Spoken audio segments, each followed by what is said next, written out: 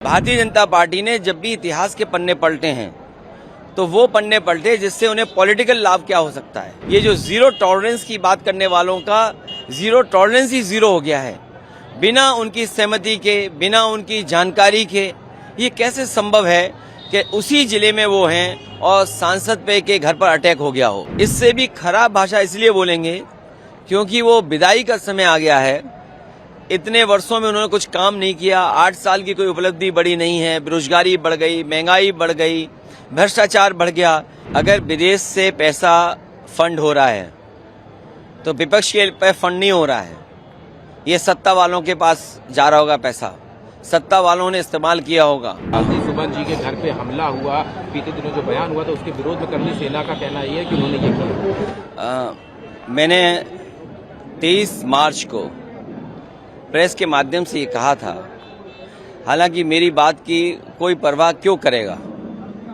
इतिहास और इतिहास के पन्ने, चाहे हम हों चाहे भारतीय जनता पार्टी के लोग हों, हम लोगों को किसी को भी इतिहास के पन्ने नहीं पलटना चाहिए, क्योंकि इतिहास में क्या घटना घटी है हम इतिहास की उन किताबों को पढ़ रहे हैं, उसकी इंटरप्रिटेशन अपने हिसाब से कर रहे हैं। भारतीय जनता पार्टी ने जब भी इतिहास के पन्ने पलटे हैं तो वो पन्ने पलटे जिससे उन्हें पॉलिटिकल लाभ क्या हो सकता है और राजनीतिक लाभ के साथ साथ नफरत किससे फैल सकती है।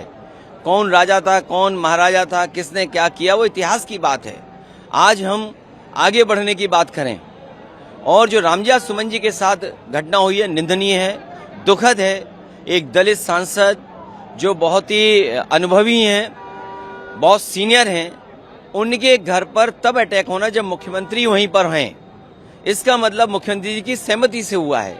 ये जो जीरो टॉलरेंस की बात करने वालों का जीरो टॉलरेंस ही जीरो हो गया है, बिना उनकी सहमति के, बिना उनकी जानकारी के। ये कैसे संभव है कि उसी जिले में वो हैं और सांसद पे के घर पर अटैक हो गया हो। लेकिन मुख्यमंत्री ने अभी पॉडकास्ट में में बात करी, उन्होंने कहा उत्तर प्रदेश सबसे सुरक्षित और खास करके मुसलमानों के लिए सबसे सुरक्षित है।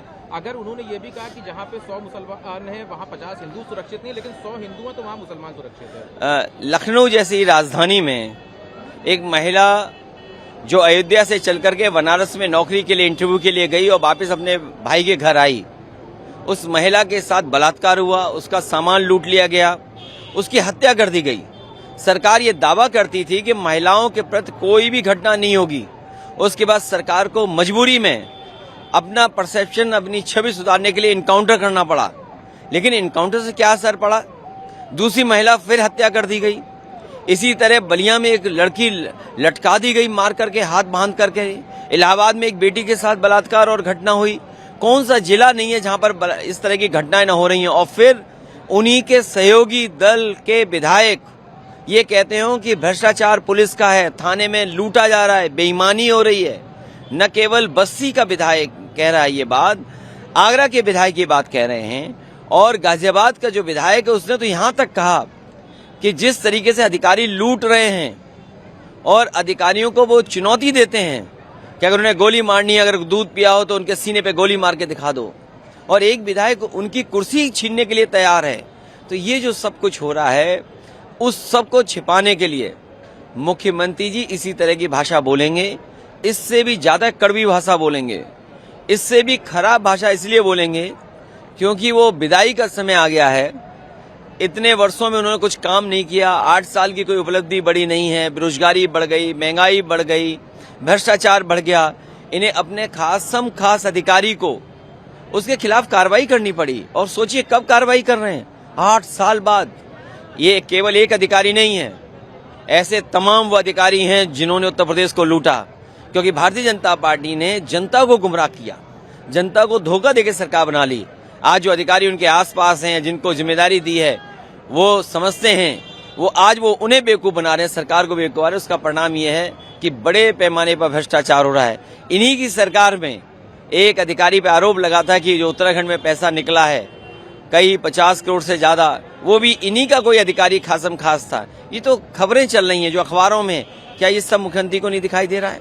और फिर जिस जिले से वो आते हैं, सूदखोर हत्या कर रहे हैं। बेटियां सुरक्षित हैं गोरखपुर में, और उन्हीं के गोरखपुर में गोरखपुर लिंक जो भ्रष्टाचार की बड़ी बड़ी बातें करते हैं, कोई कल्पना कर सकता है कि गोरखपुर लिंक 7,000 करोड़ का बनेगा?